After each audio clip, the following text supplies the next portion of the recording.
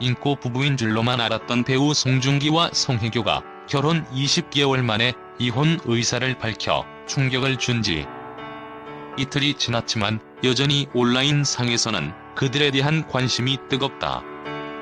2016년 드라마 태양의 후예로 인연을 맺은 두 사람은 숱한 열애설을 부인하다 2017년 10월 31일 드라마와 같은 세기의 결혼식을 올려 아시아의 주목을 받았다. 이혼의 포문을 연 것은 송중기 법률 대리인이었다. 결혼 발표 당시 송중기와 송혜교 소속사가 미리 합의해 공동 발표를 한 것과는 달리 송중기 측이 먼저 법무법인 광장을 통해 이혼을 발표하자 송혜교 측이 뒤이어 발표하는 모양새였다. 수많은 추측과 지라시가 난무하면서 결혼 전 그들의 2019년 파경을 예고한 사주놀이여행 블로그 글은 물론이고 송혜교의 전작 상대 배우였던 박보검에게까지 관심이 일파만파 확산됐다. 송중기 측이 자신의 주연 복귀작 드라마 아스달 연대기가 한창 방영 중인 이런 시점에서 이혼 조정 신청 다음날 언론에 공개한 것은 빨리 현재 갈등을 해소하고 연기에 집중하고 싶은 바람이 담겨있다는 평가다. 송중기는 아스달 연대기 제작 발표에서 송혜교와 결혼하니 일상이 안정적이다. 송혜교가 잘하라고 응원해줬다 등의 소감을 전하기도 했지만 쇼윈도우 부부였던 그들의 민낯이 드러나는 데는 약 한 달이 걸렸을 뿐이다. 그렇다면 드라마 수많은 스태프는 물론이거니와 시청자들에게 충격타를 날릴 수밖에 없는 이혼 발표를 서둘렀던 이유는 무엇일까? 관상 전문가는 송중기의 관상에 대해 확실한 것을 좋아하고 한번 크게 틀어지면 원상복구가 쉽지 않은 즉 결단력이 강한 면이 있다고 평했다. 하월산 관상역학 연구원장은 송중기의 관상은 전반적으로 배우자 운은 부족한 편이나 연상의 여성과는 잘 맞는다고 전했다. 이어 특이하게도 돈을 많이 벌고 유명해질수록 배우자 운이나 배우자 덕은 부족해지는 관상이라면서 송중기는 능력이 뛰어나거나 좋은 집안의 여성보다는 평범한 여성이나 본인보다 여러 면에서 부족한 여성과 결혼해야 해로가 가능하다고 덧붙였다. 성격에 대해서는 분명하고 확실한 것을 상호하나 본인의 주장이 강하고 실리적이며 상대를 포용하고 감싸주는 면이 다소 부족하며 냉정한 면모가 있다면서 그래서 한번 크게 틀어지면 앙금이 오래가며 원상복구가 쉽지 않다. 어느 시점에 이르면 더 이상 참지 못하고 결단을 내려버리는 생김새다라고 설명했다.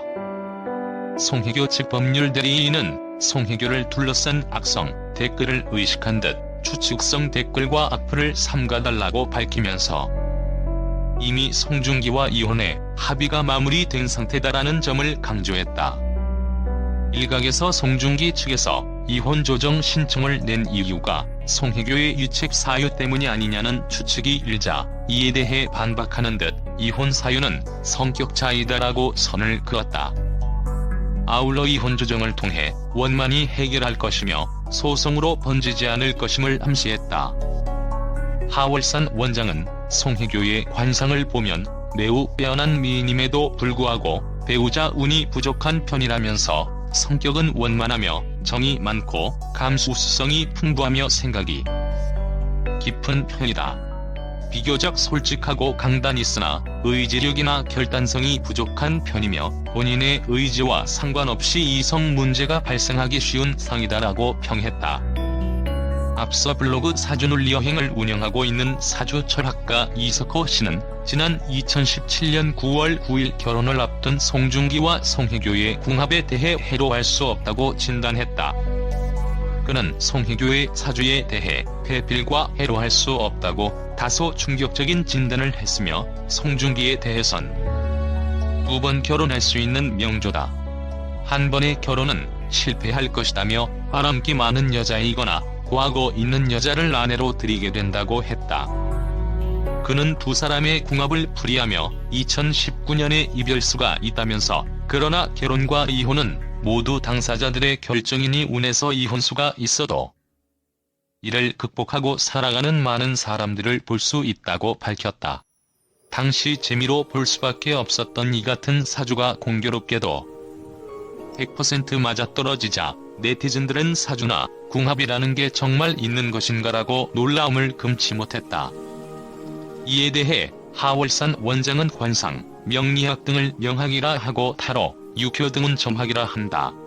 사람의 운명, 운세는 명학으로 볼 수도 있고 점학으로 볼 수도 있으나 명학은 전반적인 상황을 쉽게 조명할 수 있고 점학은 눈앞의 상황 즉 단기적인 상황을 파악하기에 유리한 점이 있다고 설명했다.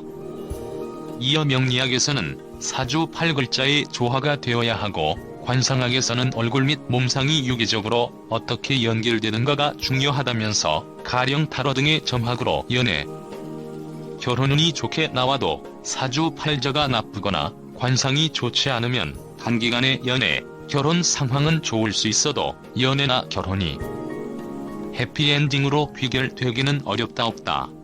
그래서 사주나 관상 등 명학을 알고 점수를 적용해야 오류가 없다라고 했다. 그러면서 사주가 동일하더라도 각자의 부모, 형제 등 환경은 물론 생김새가 다르므로 당연히 사는 모습은 차이가 있을 수 있다면서 사주에 이혼수가 있고 배우자 운이 나쁘다 해도 반드시 이혼하거나 갈라서는 것은 아니며 사람에 따라 커플의 배합에 따라 다소 차이가 있을 수 있다. 부부의 이혼 사유는 성격, 외도, 가족, 친척, 경제 문제 등 여러 사유가 있으며 상호 커뮤니케이션 상태도 영향을 준다고 덧붙였다.